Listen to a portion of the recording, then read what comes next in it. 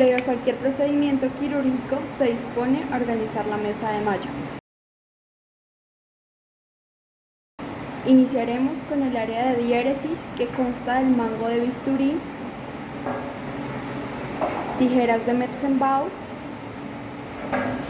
tijeras de Mayo,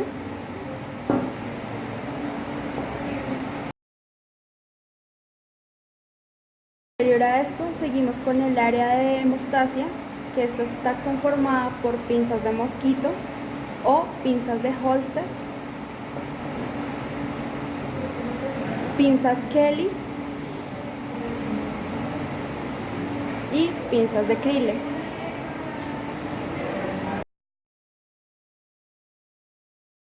Ahora procedemos con el área de exposición. Este consta de separadores de Farabeo, pinzas de Alice,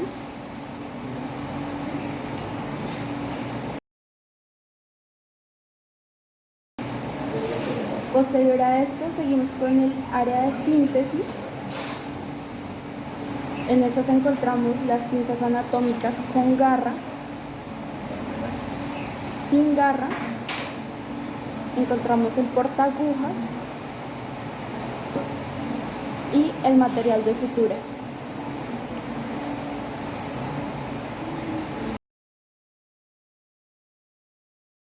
Para finalizar, tenemos el área especial.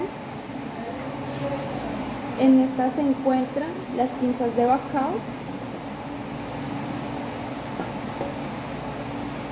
y la sonda canalada.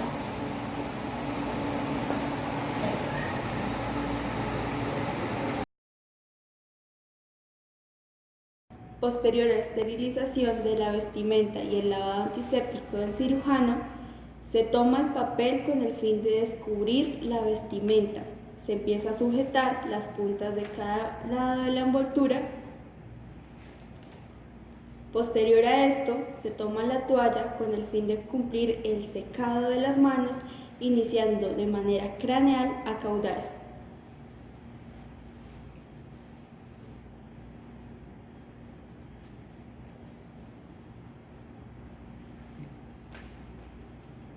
Posterior a esto, se extrae la bata, sujetándola de las puntas, se levanta en sentido vertical en un área amplia para poderla desdoblar.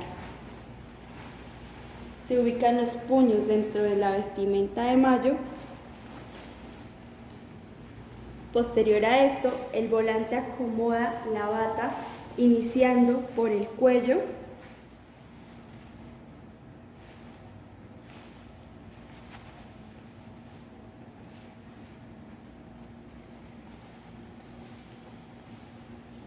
hasta la cintura.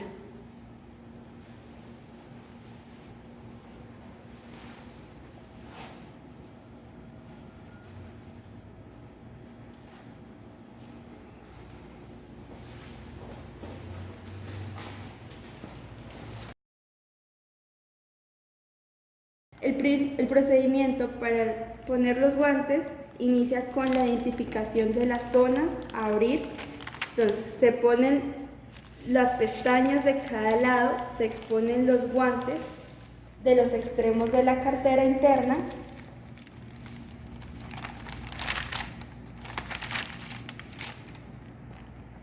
Se inicia tomando el doblez del guante, metiendo los 4 dedos iniciales y posterior a esto el pulgar, alando hasta la muñeca.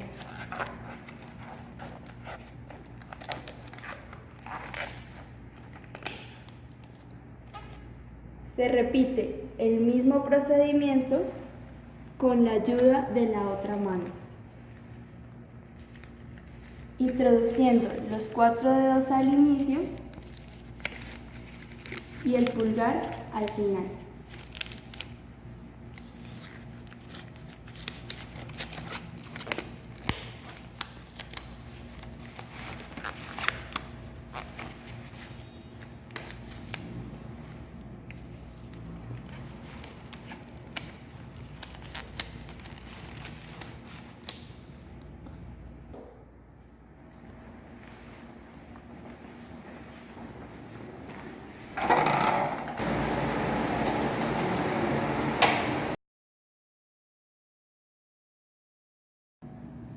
Consiste en la penetración de la aguja a través de las capas serosa y muscular hasta llegar a la mucosa de ambos bordes de la herida en aproximadamente 8 a 10 milímetros de la incisión inicial. Sale cerca de la herida de aproximadamente 3 a 4 milímetros sobre el mismo lado. Una vez finalizado este paso, la aguja vuelve a incidir en el otro lado de la herida en aproximadamente 3 a 4 milímetros hasta salir de 8 a 10 milímetros más allá de la primera incisión del mismo lado, de modo que al anudar el hilo queden en contacto las superficies peritoneales. Al final se anudan las puntas, ya que es importante que el primer nudo se haga con una tensión media y se realice de 5 a 7 lazadas más después del primero para asegurar que éste no se suelte. Este patrón de sutura es utilizado normalmente en el cierre de las vísceras huecas. Una variación de la sutura de Lemberg es la sutura de Lemberg continua, ya que esta se empieza con un punto de Lemberg discontinuo, como previamente se describió, pero después se anuda. Este continúa de forma horizontal al lado de donde se encuentra el primer nudo. Se sigue de esta manera hasta finalizar la herida en cuestión.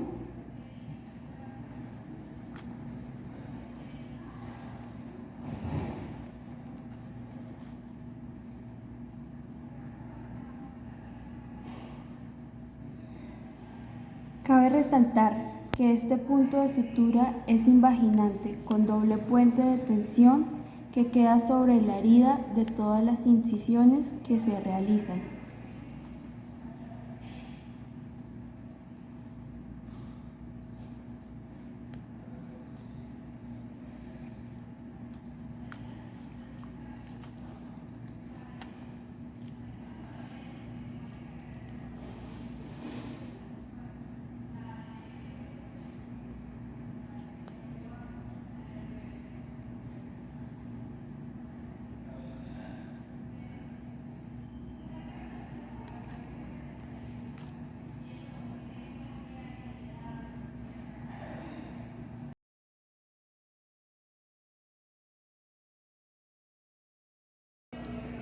Punto en X.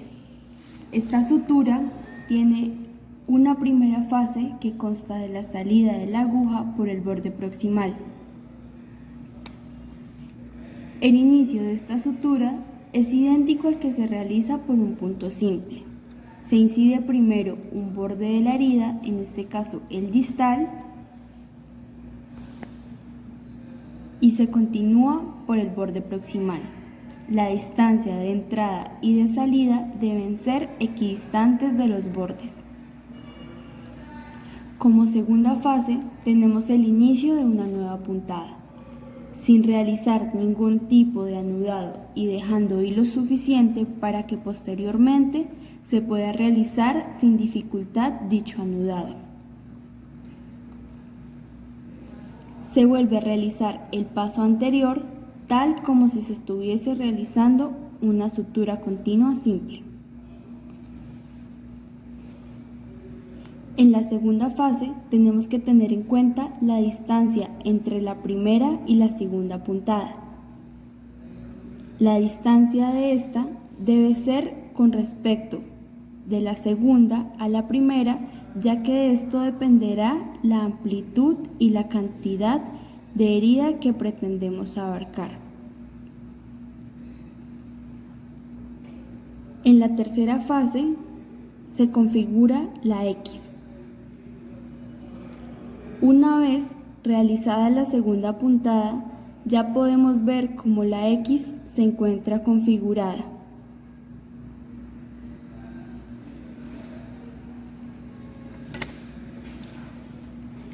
A falta de la unión de los dos extremos del punto, esta unión es la que finalmente configurará la X. Para terminar, se anuda el cabo suelto con el que se enlaza el portaagujas. La lazada puede ser simple o doble.